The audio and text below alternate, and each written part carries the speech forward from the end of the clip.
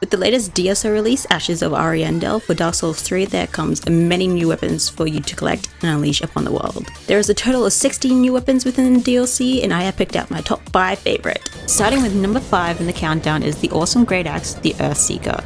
Starting with the base attack of 154 with the C strength and D faith scaling, with an awesome weapon art, Earth Wrath, which thrusts the weapon into the earth with a prayer to trigger the explosive tremors, making this weapon requiring a 24 strength and a 15 faith to wield.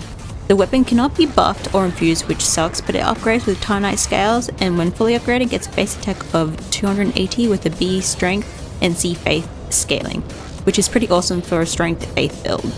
Next on the countdown in 4th place is Freyd's Great Scythe. The scythe can be attained by trading in the soul of Sister Freyd for the weapon.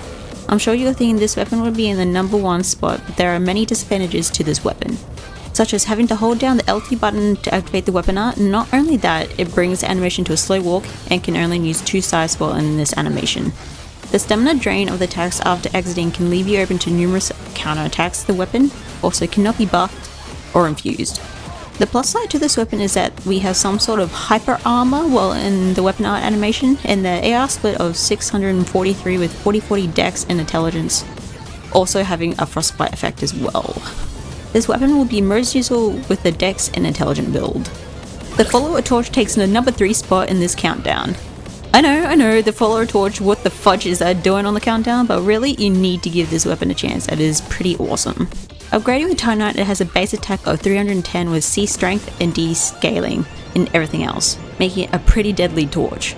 The awesome weapon art Breathe Fire gives you a handy extra pyro spell and fun to use against the Pus of Man enemies, and is why it takes number 3 in the countdown. In 2nd spot are the Quills with the awesome AR of 390 with 18 strength and 40 dex when using the Sharpen Fusion. This awesome weapon can also be buffed.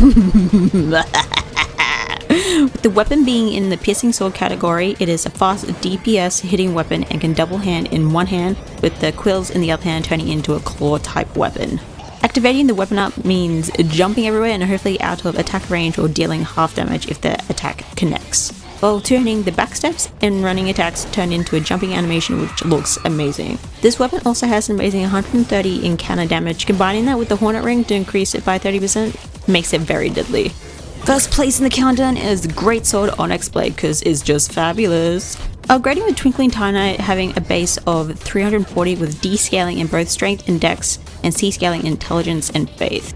Wearing the Dark Clutch Ring increases the base damage, then also using the Fly Clutch while activating the weapon art, Alfred's Black Flame increases the base damage even more. The weapon art animation also doubles as an attack with a quick follow-up once buffed. The weapon has the typical moveset of a greatsword and can't be buffed or infused, which is a major downside. Overall, the design looks amazing, fairly good damage for a greatsword, and swings fast. Gotta love those greatswords! I hope you guys enjoyed this top 5. If you have, please give a like, subscribe to see more content just like this one, because fudge, this video was awesome, right? Why wouldn't you want to see more?